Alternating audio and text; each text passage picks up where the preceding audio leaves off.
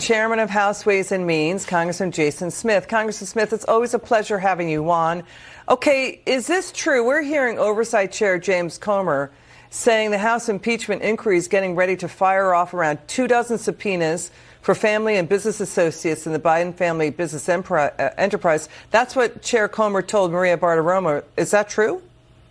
There's definitely numerous individuals that we are issuing subpoenas in regards to. There's a lot of people that need to come before Congress, both to the Judiciary Committee, the Ways and Means Committee, and the Oversight Committee, to answer a lot of the questions that we have before them. Unfortunately, there are some that we have subpoenaed. In fact, the Judiciary Committee subpoenaed 2 DOJ tax professionals that, in fact, higher ups in the Department of Justice refused to allow them to come just over a week ago to come and answer questions before Congress. Are you suggesting that the president has tax implications here?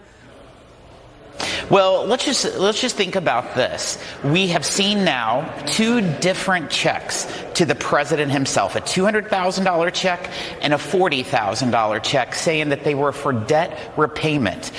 According to the public tax returns that Joe Biden had released when he was running for office, there is no indication that he has any interest income from any loans. So apparently he's not reporting in his taxes, or he did not provide that information to the public. So there's something not adding up right. And guess what? The Ways and Means Committee is the tax committee, and that is our jurisdiction in the impeachment inquiry. That's the Duberstein principle that when it came up in Whitewater when Madison Guarantee, paid off the loans for Bill and Hillary Clinton. This story, too, Hunter Biden's former business partner, Tony Bobulinski, invited the Biden family to join him under oath to testify to Congress. What do you make of this?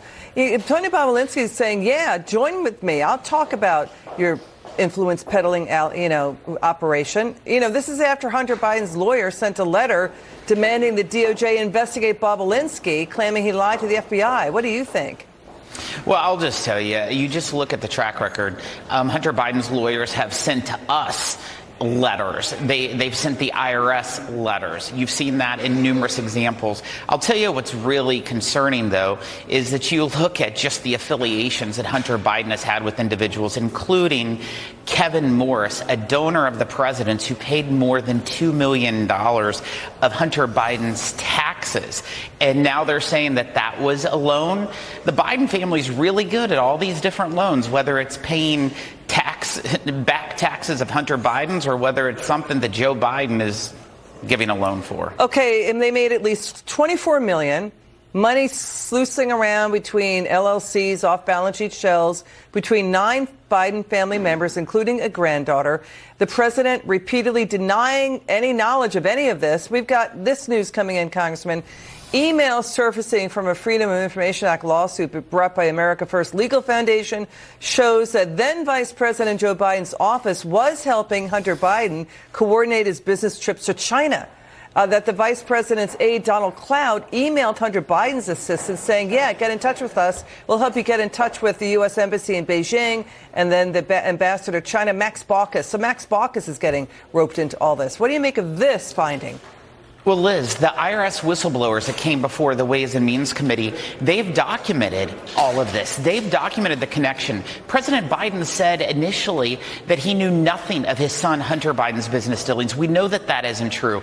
Then he said that he wasn't involved in his son's business dealings. We know that that wasn't true. In fact, we now have documentation showing that he has benefited from his son's business dealings. So it's not adding up what the Biden administration been pushing and what the bank records and the tax records have been provided. Final question. Do you think then President Obama knew about this but ignored it and just turned a blind eye? It's really hard for me to say yay or nay in regards to President Obama. What I will say is that President Biden clearly knew of his son's business dealings, and he, in fact, was involved in official activities. We've seen it, in fact, from the IRS whistleblowers that Hunter Biden flew on Air Force Two to Mexico to meet with these billionaire Mexican billionaires that, in fact, Joe Biden had at his own office prior to that. Got it. Chairman Smith, thanks for joining us tonight.